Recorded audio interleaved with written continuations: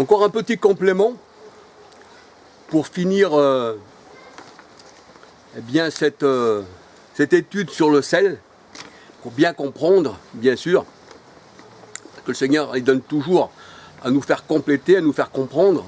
Alors ce petit enseignement encore pour nous faire comprendre, pour compléter sur le sel, hein, eh bien dans 2 Corinthiens 2, versets 15-16, il nous est dit que la parole de Dieu, l'évangile, est une odeur de mort pour ceux qui sont destinés à la mort, mais aussi une odeur de vie pour ceux qui sont destinés à la vie. 2 Corinthiens 2, versets 15-16. Donc l'évangile, c'est la parole de Dieu, c'est la parole assaisonnée de sel, qui nous avons vu eh bien, dans cette étude que le sel assainit eh bien, les eaux, que le sel assainit les eaux qui représentent le monde, Apocalypse 17, 1, 15, et que le sel aussi, eh bien, met le sol, met le monde en malédiction. Alors, on voit dans 2 Corinthiens 2, versets 15-16, que la parole de Dieu, c'est une odeur de vie pour ceux qui sont destinés à la vie, et une odeur de mort pour ceux qui sont destinés à la mort. Donc, on peut dire que l'évangile, avec la parole qui est l'esprit, hein, qui est l'esprit, la parole qui est l'esprit, Éphésiens 6, 17, hein, l'épée de l'esprit, la parole qui est l'esprit, eh bien la parole de Dieu nous dit que l'esprit qui est la parole de Dieu, eh bien elle divise les choses. Elle divise les choses à la 2 tranchants, c'est-à-dire elle met d'un côté ceux qui sont destinés à la vie et d'un côté ceux qui sont destinés à la mort. C'est pour ça que le Seigneur il dit « Je ne suis pas venu apporter la paix sur la terre, mais je suis venu apporter l'épée. » Voyez-vous? Et là, nous voyons que dans la parole de Dieu, dans Acte 4, verset 12, eh bien que cette épée-là, elle discerne, eh bien, os, moelle, jointure et les sentiments du cœur. Donc on peut dire que quand la parole de Dieu est venue, quand le sel mélangé à la parole de Dieu est venu, eh bien, il a séparé, la parole elle a séparé ceux qui appartiennent au Seigneur, le sel a assaini, c'est-à-dire a rendu purs ceux qui appartiennent au Seigneur, mais aussi le sel eh bien, est tombé sur Sodome et Gomorrhe, est tombé aussi dans le pays eh bien, des gens qui ont rejeté le Seigneur. Et pour eux, c'est devenu le sel une malédiction. Et la parole de Dieu, elle dit que quand le Seigneur il est venu, eh bien, il était le relèvement de beaucoup en Israël, mais aussi le relèvement aussi de beaucoup parmi les païens, parce que d'Israël, de Dieu et des païens convertis au Seigneur, il n'a fait qu'un seul peuple qui dit le Seigneur. Mais le Seigneur dit qu'il est aussi le résultat lui-même de la chute de beaucoup en Israël. Voyez-vous? Et ça c'est écrit dans la parole de Dieu, dans Luc 2, 34. Et le Seigneur il dit, je suis venu dans le monde, afin que ceux qui disent qu'ils voient ne voient point, mais que ceux qui se disent aveugles voient, voyez-vous. Donc là c'est une séparation. Le sel fait son effet, voyez-vous. Mais le sel fait son effet de purification pour ceux qui appartiennent au Seigneur, mais il fait aussi son effet de mauvaise herbe sur la mauvaise herbe, eh bien pour ceux qui appartiennent pas au Seigneur, parce que la mauvaise herbe, le Seigneur a dit qu'il y a mis le feu. Et nous savons que le sel, eh bien partout où on sème, eh bien du sel, rien ne pousse. Et le Seigneur il dit, ton sol sera rendu, c'est-à-dire toi-même, hein, ton cœur sera rendu comme une terre stérile, parce que je lui ai jeté du sel comme Sodome et Gomorre. Voyez-vous? Donc je voulais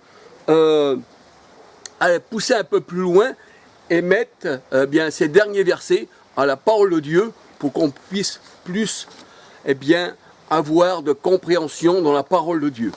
Alors nous savons que la parole, elle est là pour nous instruire qu'il est le Seigneur.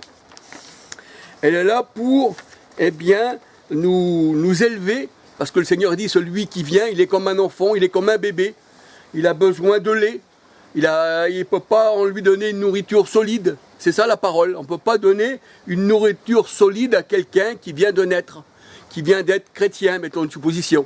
hein, plutôt le mot chrétien plutôt, hein, c'est ça le mot, hein, c'est chrétien, parce que chrétien ça vient pas du Seigneur, c'est le véritable mot, c'est chrétien.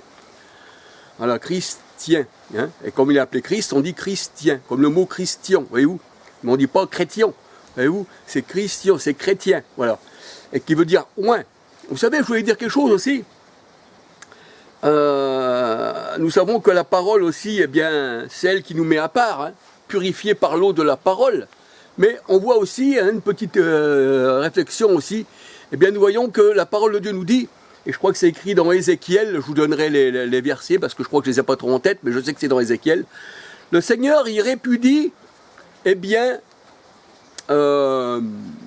Israël actuel, qu'on appelle l'Israël selon la chair. 1 Corinthiens 10, 18. Galates 4, 21 à 31. Et le Seigneur dit, je t'ai répudié parce que l'eau de purification n'est pas venue sur toi. Elle n'a pas été remplie sur toi. Tu n'es pas un sol mouillé par la pluie et la pluie n'est pas descendue sur toi. Alors là, on voit que la bénédiction du Seigneur, c'est quand la pluie arrive. Et la pluie, c'est quoi? Eh bien, c'est l'Esprit Saint qui est comparé à de l'eau. Parce que le Seigneur, il dit, eh bien, qu'on est tous abreuvés d'un seul esprit. Et le Seigneur, quand il dit, Jean 7, 37 à 41, il dit, voici, je répondrai, venez à moi, vous tous qui avez soif. Donc, on voit, c'est l'eau. Et il parlait de cela, de l'esprit que devraient recevoir ceux qui croiront en lui. Mais aussi, on voit dans Jérémie 51, verset 62, 63, là, le Seigneur, il dit, puisque l'eau n'est pas venue sur toi, alors là, bien, je te mets une meule de moulin au cou et je te jette dans la profondeur des eaux. Là, on voit ceux qui sont, eh bien, loin de l'Esprit de Dieu, parce que c'est une chose qui arrive sur nous, parce que c'est une bénédiction qui arrive sur nous. Mais on dit que comme les cochons qui ont plongé dans la mer, eh bien, le Seigneur, il dit, ainsi en sera-t-il de celui qui plonge dans les eaux. Et c'est ça votre baptême, c'est ça qui vous met en malédiction. Alors que le Seigneur vous donne des yeux pour voir et des oreilles pour entendre, parce que vous êtes comme des statues. Le Seigneur a dit, ceux qui font les statues leur ressemblent. Ils leur font des yeux qui ne voient pas, des oreilles qui n'entendent point. Et vous ressemblez, vous êtes morts, parce que la statue, elle est comparée à celui qui est contre le Seigneur, comme la statue, eh bien, dans Daniel 2, hein, si on lit tout Daniel 2, on voit que ces statues-là, c'est les nations, c'est les foules, c'est le monde. Et le Seigneur, il dit, elles sont mortes. Bon, j'en veux pas en venir là, j'en reviens toujours, eh bien, sur la parole de Dieu qui nous dit qu'on soit, eh bien, aspergé d'une eau vivante, pas une eau morte, hein, parce que comme on va dans la mer, quand on va dans la mer, ça représente le monde, Apocalypse 1, 17. C'est pour ça que les Hébreux ont passé à pied sec, ils n'ont pas touché le monde.